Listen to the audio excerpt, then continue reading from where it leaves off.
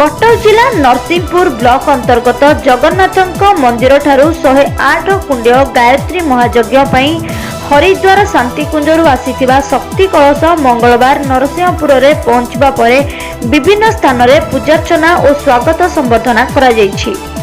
Narsinghpur block अंतर्गत काठकुंट पंचायतर सारगुणापल्ली अनंत बासुकी पीठरे जनवरी 15 रु 18 तारिख पर्यंत 4 दिन धरी हेबाकु थिबा 108 कुंड गायत्री महायज्ञ पई गत 8 तारिख रु हरिद्वार शांतिकुंजरू शक्ति कलश आसीथिला।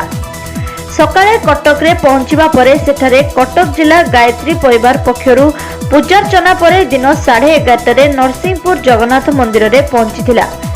सेठारे अनंत बासुकी पीठरे मुख्य बाबा अनंतराज महाराजा, ब्लॉक अध्यक्ष किशोर चंद्र मिश्र, सरपंच प्रभाकर विजय कुमार पंडा, ज्योत्स्ना राणी प्रधान समेत शताधिक गायत्री परिवार सदस्य जोगदेई आलती और पूजार्चना करने सह स्वागत संबर्धना जणाइथिले।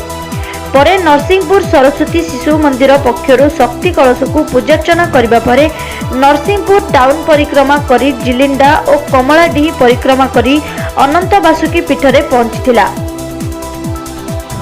कटक नरसिंहपुर रमेश चंद्र पाड़ी रिपोर्ट, टाइम्स ओडिया।